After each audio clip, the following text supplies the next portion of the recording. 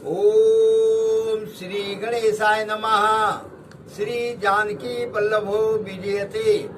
श्री रामचरितमानस प्रथम सोपान बालकांड।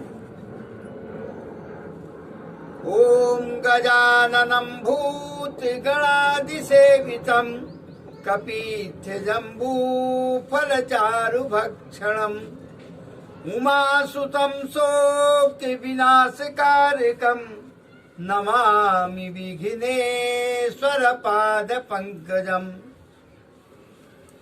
सियापति रामचंद्र की जय।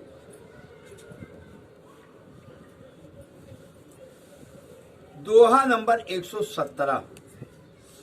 रजत सीप महु भास जिमे जथा भानु कर बार जदम मिसात्यु काल सोई भ्रम न सकई कोटार।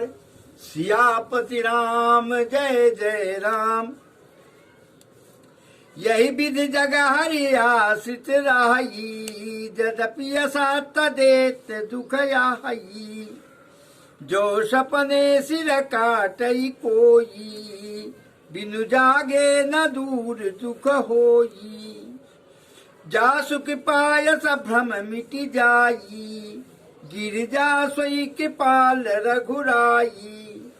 आदि अंत को जासु न पावा मत यनानि निगम यस गावा। बिनु पद चलई सुनई बिनु काना कर बिनु कर्म करई विधि नाना। आनन रहिति सकल रस भोगी बिनु बानी भगता बड़ जोगी। तन बिन परस नयन बिनु देखा प्राही गान बिनु बास अशेषा। असि सब भांति अलौकिक करनी महिमा जासु जाई नहीं बरनी। जही मिगा वही वेद बुधे जाहि धरहि मुनि ध्यान। सोई दशरथ सुत भगत हिते कौशलपति भगवान। सियापति रामचंद्र शरणम। काशी मरत जंतु अवलोकी जासु नाम बल करऊं बिसोकी। सोई प्रभु मोर चराचर स्वामी रघुबर सब उरयंतर जामी।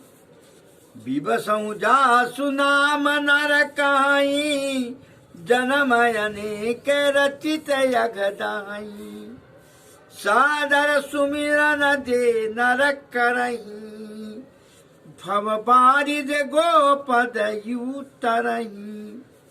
राम सु परमात्मा भवानी ता भ्रमयति अवहित तव बानी।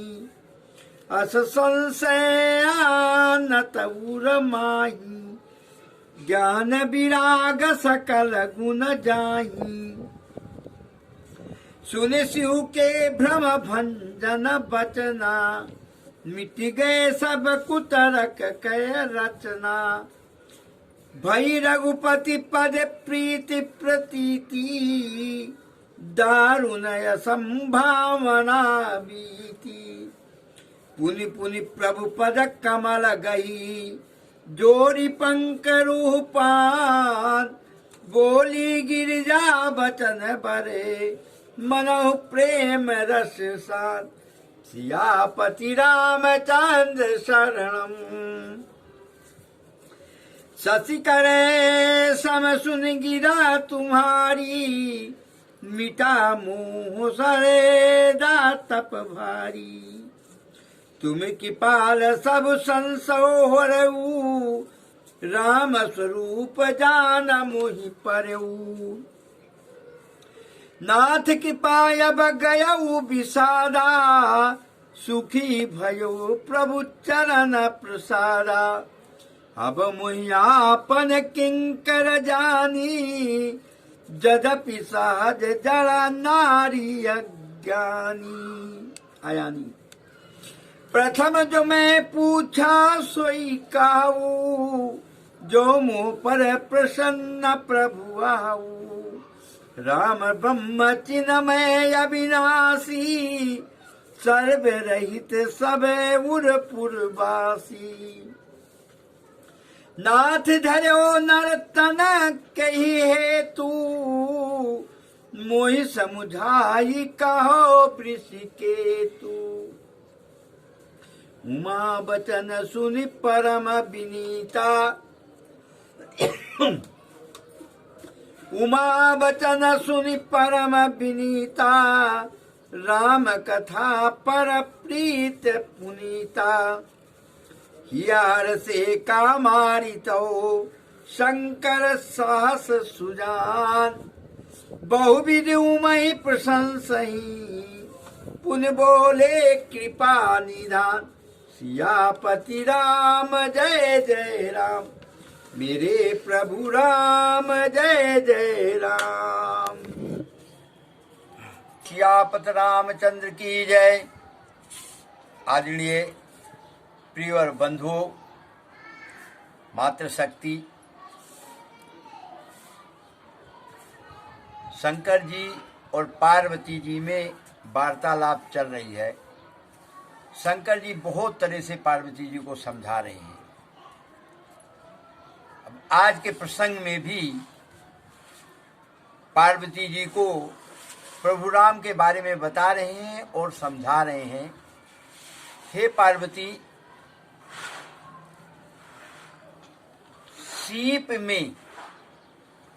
सीप में चांदी और सूर्य के किरणों पे पानी, ऐसा प्रतीत होता है। लगता है कि सूर्य के प्रकाश में कहीं कहीं पानी है, और सीप के अंदर लगता है चांदी, लेकिन अगर उसको तोड़ोगे तो चांदी वगैरह कुछ नहीं निकलेगा। ये भ्रम है। तीनों लोगों, तीनों कालों में ये बिल्कुल झूठ है, असत्य है।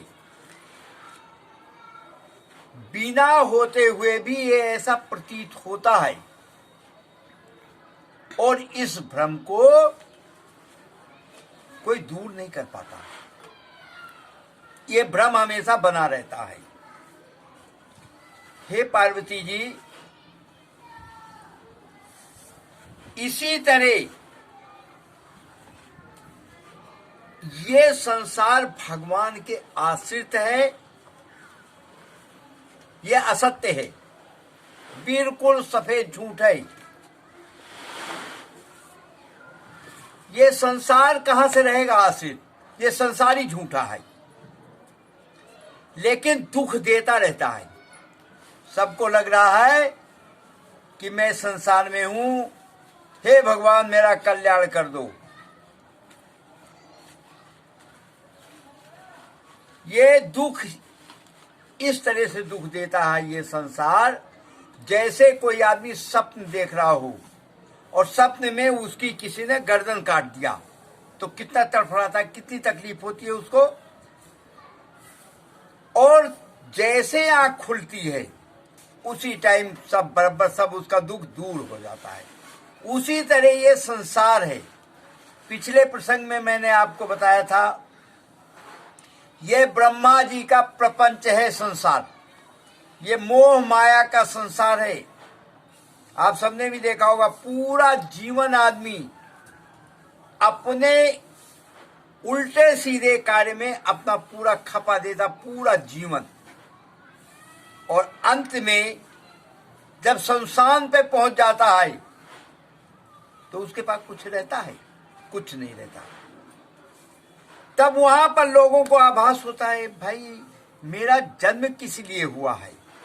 मेरा जन्म इसके लिए नहीं हुआ है। ये जीवन अपना इस संसार के चकाचौंध वातावरण में अपने जीवन को खपाने के लिए नहीं हुआ है। हम इस अपनी यौन से अब दोबारा इस लोक में ना आए, इसलिए मनुष्य जीवन मिला हुआ है।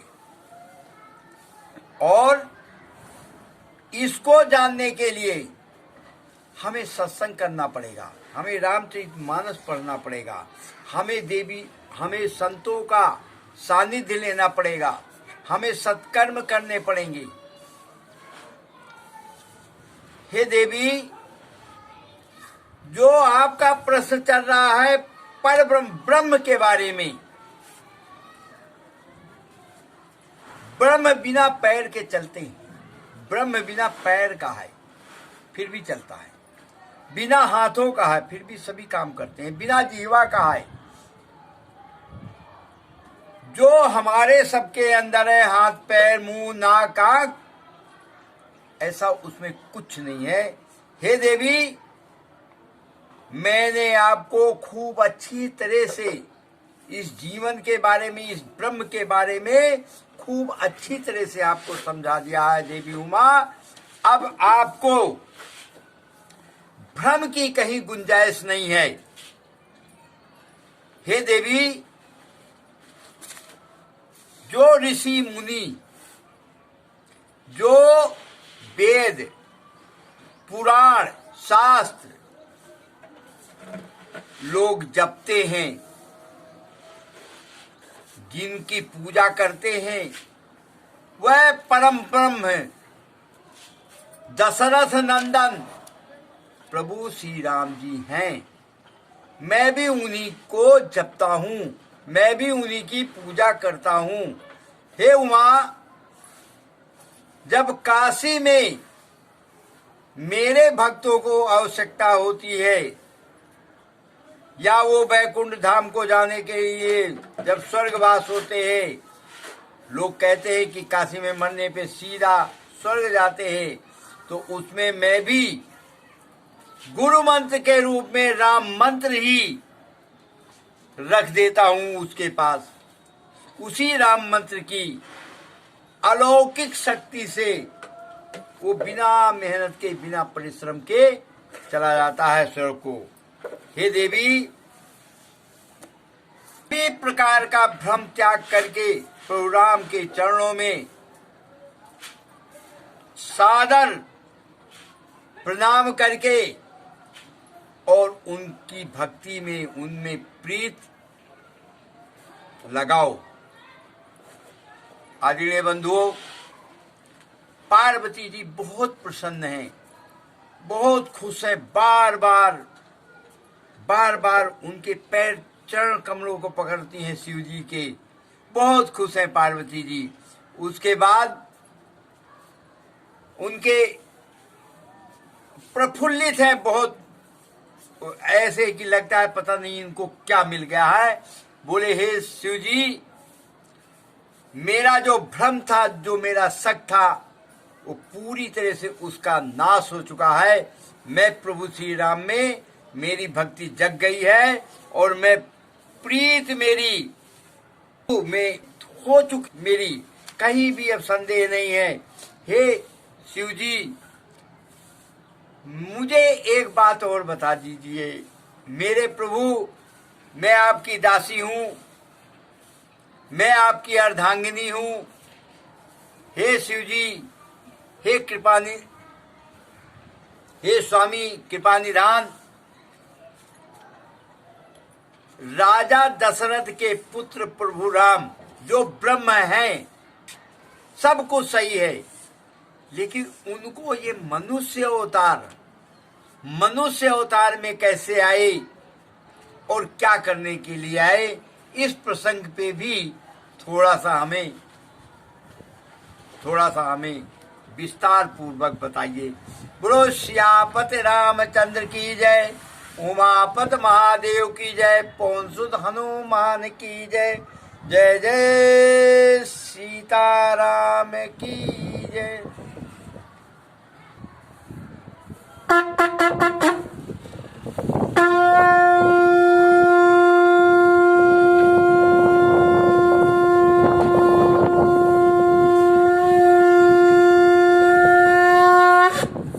शंकर भगवान की